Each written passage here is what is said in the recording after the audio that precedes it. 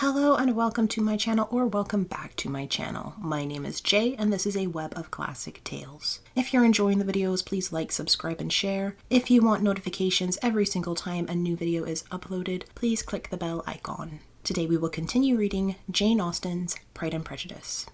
Mr. Bennet had very often wished before this period of his life that, instead of spending his whole income, he had laid by an annual sum for the better provision of his children and of his wife, if she survived him. He now wished it more than ever. Had he done his duty in that respect, Lydia need not have been indebted to her uncle for whatever of honour or credit could now be purchased for her. The satisfaction of prevailing on one of the most worthless young men in Great Britain to be her husband might then have rested in its proper place. He was seriously concerned that a cause of so little advantage to anyone should be forwarded at the sole expense of his brother-in-law, and he was determined, if possible, to find out the extent of his assistance, and to discharge the obligation as soon as he could. When first Mr. Bennet had married, economy was held to be perfectly useless, for, of course, they were to have a son. The son was to join in cutting off the entail as soon as he should be of age, and the widow and younger children would by that means be provided for. 5 daughters successively entered the world, but yet the son was to come, and Mrs. Bennet, for many years after Lydia's birth, had been certain that he would.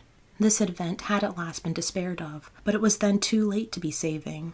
Mrs. Bennet had no turn for economy, and her husband's love of independence had alone prevented their exceeding their income. £5,000 was settled by marriage articles on Mrs. Bennet and the children, but in what proportion it should be divided amongst the latter depended on the will of the parents. This was one point, with regard to Lydia, at least, which was now to be settled, and Mr. Bennet could have no hesitation in acceding to the proposal before him, in terms of grateful acknowledgment for the kindness of his brother. Though expressed most concisely, he then delivered on paper his perfect approbation of all that was done, and his willingness to fulfil the engagements that had been made for him. He had never before supposed that, could Wickham be prevailed on to marry his daughter, it would be done with so little inconvenience to himself as by the present arrangement. He would scarcely be £10 a year the loser by the 100 that was to be paid for them, for, what with her board and pocket allowance, and the continual presents in money which passed to her through her mother's hands, Lydia's expenses had been very little within that sum. That it would be done with such trifling exertion on his side, too, was another very welcome surprise, for his wish at present was to have as little trouble in the business as possible.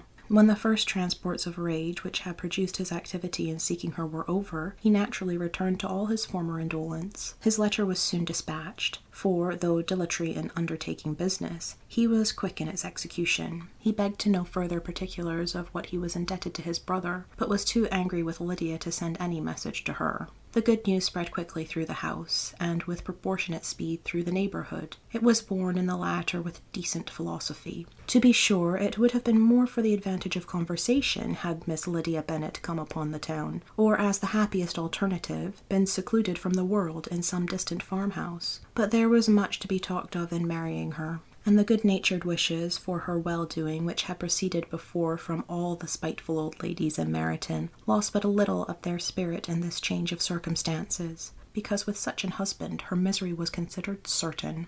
It was a fortnight since Mrs. Bennet had been downstairs, but on this happy day she again took her seat at the head of her table, and in spirits oppressively high. No sentiment of shame gave a damp to her triumph. The marriage of a daughter, which had been the first object of her wishes since Jane was 16, was now on the point of accomplishment, and her thoughts and her words ran wholly on those attendants of elegant nuptials, fine muslins, new carriages, and servants. She was busily searching through the neighbourhood for a proper situation for her daughter, and, without knowing or considering what their income might be, rejected many as deficient in size and importance. Hay Park might do, said she, if the Goldings could quit it. Or the great house at Stoke, if the drawing-rooms were larger. But Ashworth is too far off. I could not bear to have her 10 miles from me. And as for Pulvis Lodge, the attics are dreadful. Her husband allowed her to talk on without interruption while the servants remained, but when they had withdrawn he said to her, "Mrs. Bennet,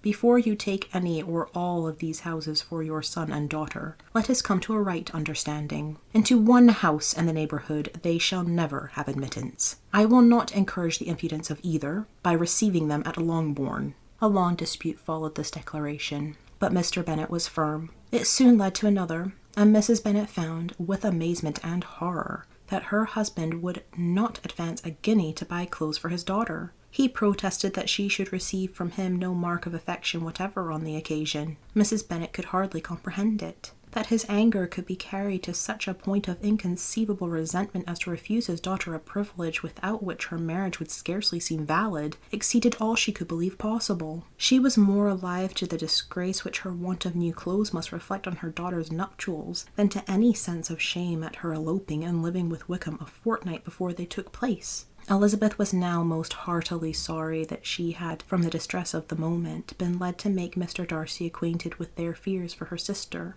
For since her marriage would so shortly give the proper termination to the elopement, they might hope to conceal its unfavourable beginnings from all those who were not immediately on the spot. She had no fear of it spreading farther through his means. There were few people on whose secrecy she would have more confidently depended, but at the same time, there was no one whose knowledge of a sister's frailty would have mortified her so much, not, however, from any fear of disadvantage from it individually to herself, for, at any rate, there seemed a gulf impassable between them. Had Lydia's marriage been concluded on the most honourable terms, it was not to be supposed that Mr. Darcy would connect himself with a family where, to every other objection, would now be added an alliance and relationship of the nearest kind with a man whom he so justly scorned. From such a connection she could not wonder that he would shrink. The wish of procuring her regard which she had assured herself of his feeling in Derbyshire could not in rational expectation survive such a blow as this. She was humbled, she was grieved. She repented, though she hardly knew of what. She became jealous of his esteem when she could no longer hope to be benefited by it. She wanted to hear of him when there seemed the least chance of gaining intelligence. She was convinced that she could have been happy with him when it was no longer likely they should meet. What a triumph for him, as she often thought, could he know that the proposal which she had proudly spurned only 4 months ago would now have been most gladly and gratefully received. He was a generous, she doubted not, as the most generous of his sex. But while he was mortal, there must be a triumph. She began now to comprehend that he was exactly the man who, in disposition and talents, would most suit her. His understanding and temper, though unlike her own, would have answered all her wishes. It was an union that must have been to the advantage of both. By her ease and liveliness, his mind might have been softened, his manners improved, and from his judgment, information, and knowledge of the world, she must have received benefit of greater importance. But no such happy marriage could now teach the admiring multitude what connubial felicity really was. An union of a different tendency and precluding the possibility of the other was soon to be formed in their family. How Wickham and Lydia were to be supported in tolerable independence she could not imagine, but how little of permanent happiness could belong to a couple who were only brought together because their passions were stronger than their virtue, she could easily conjecture. Mr. Gardiner soon wrote again to his brother. To Mr. Bennet's acknowledgments he briefly replied, with assurance of his eagerness to promote the welfare of any of his family, and concluded with entreaties that the subject might never be mentioned to him again. The principal purport of his letter was to inform them that Mr. Wickham had resolved on quitting the militia. It was greatly my wish that he should do so, he added, as soon as his marriage was fixed on, and I think you will agree with me in considering the removal from that corps as highly advisable, both on his account and my niece's. It is Mr. Wickham's intention to go into the regulars, and among his former friends there are still some who are able and willing to assist him in the army. He has the promise of an ensigncy in the General's regiment, now quartered in the north. It is an advantage to have it so far from this part of the kingdom. He promises fairly, and I hope among different people, where they may each have a character to preserve, they will both be more prudent. I have written to Colonel Forster to inform him of our present arrangements, and to request that he will satisfy the various creditors of Mr. Wickham in and near Brighton, with assurances of speedy payment, for which I have pledged myself. And will you give yourself the trouble of carrying similar assurances to his creditors in Meryton, of whom I shall subjoin a list according to his information? He has given in all his debts. I hope, at least, he has not deceived us.